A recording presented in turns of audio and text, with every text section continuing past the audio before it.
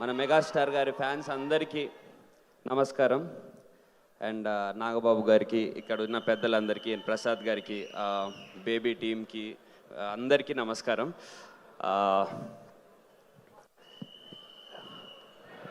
నేను చాలా ప్రిపేర్ అయినా ఇక్కడికి వచ్చాక కొంచెం ఈ స్టేజ్ మీద మాట్లాడడం కొంచెం టెన్షన్గా ఉంది.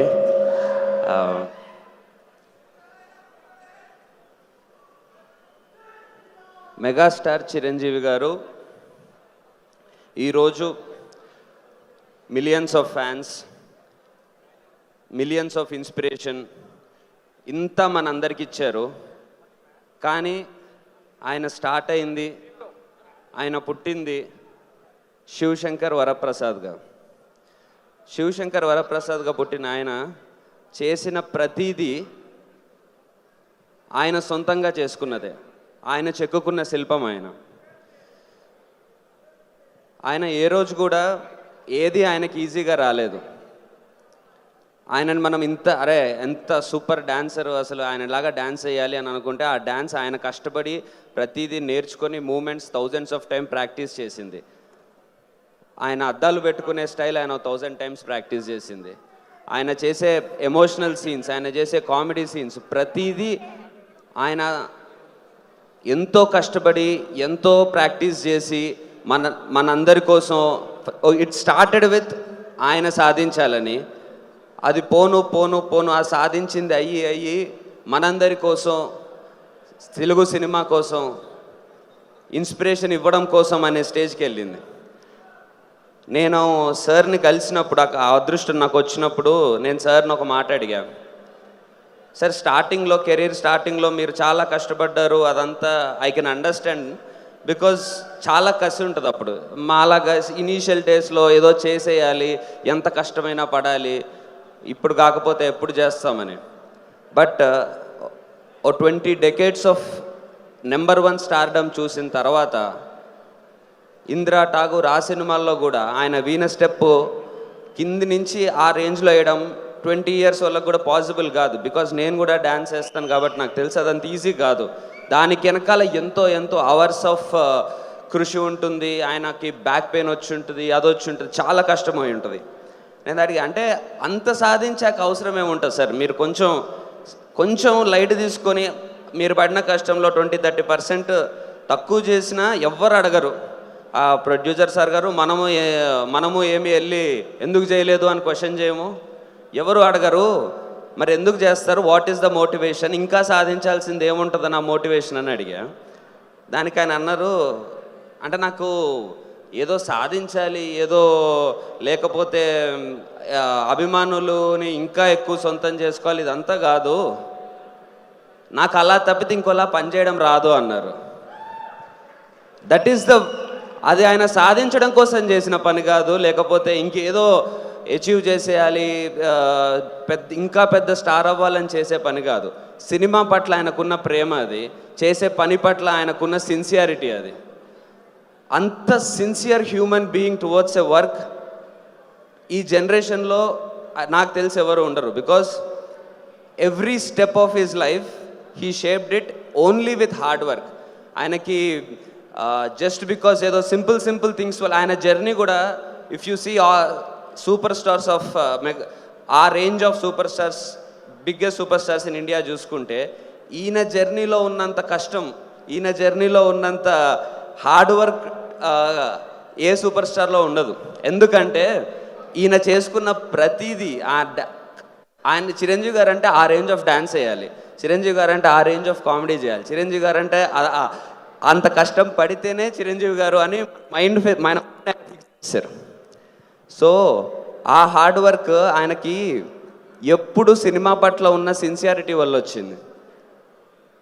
ఇప్పటికీ మేము ఏమైనా సజెషన్ అడిగితే, sir one suggestion that you want to give to this generation అంటే ఏం చెప్పరు, ఎలా సక్సీడ్ అవ్వాలి, ఎలాంటి ఏదేదో పెద్ద పనులు చేయాలో చెప్పరు.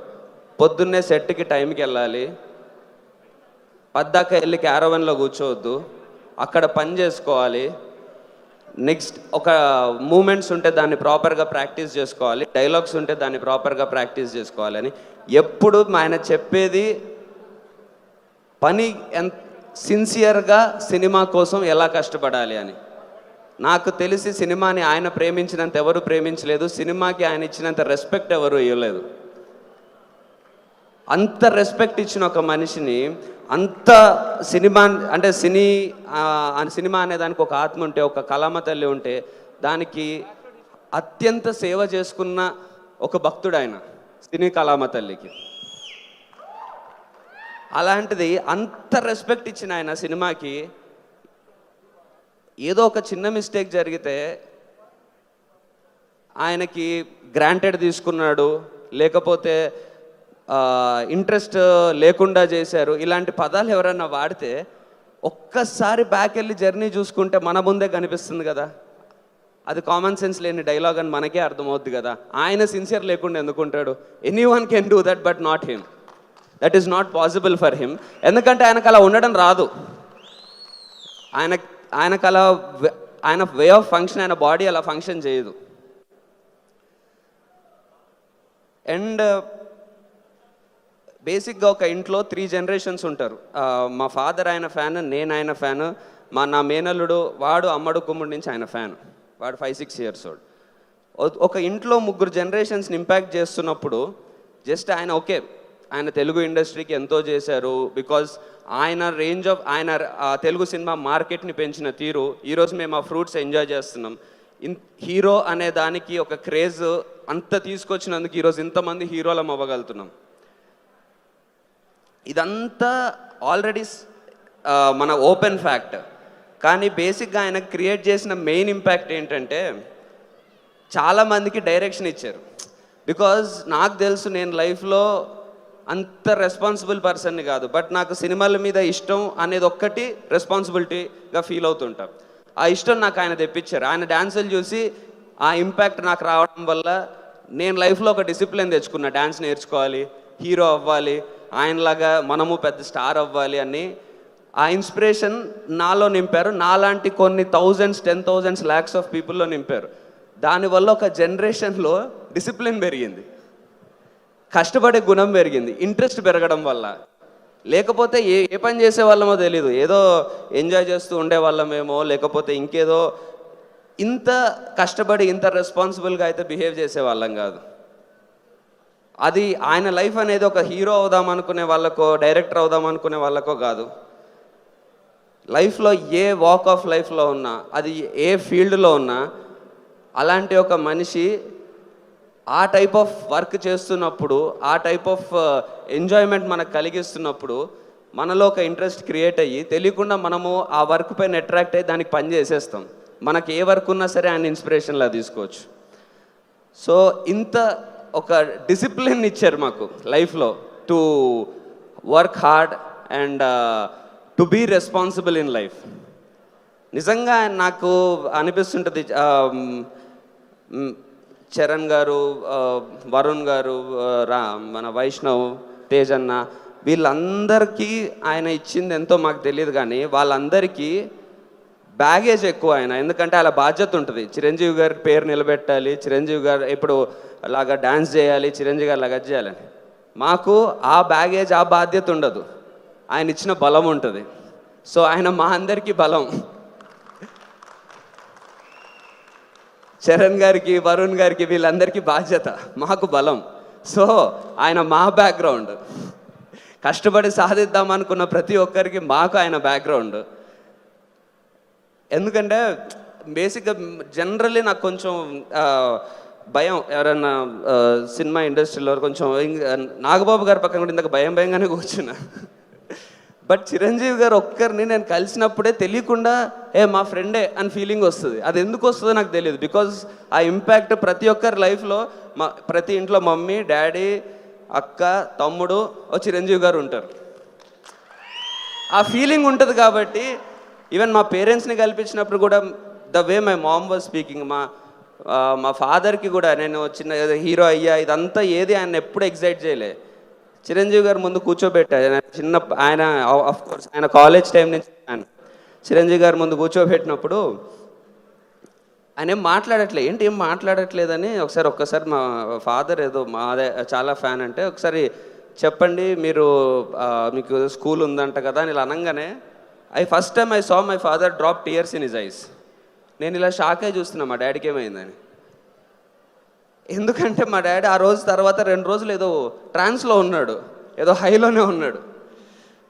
సో ఆ లెవెల్ ఆఫ్ ఇంపాక్ట్ ఒక ఇంట్లో మనిషి ఉంటేనే లాగా ఫీల్ అవుతూనే వస్తుంది.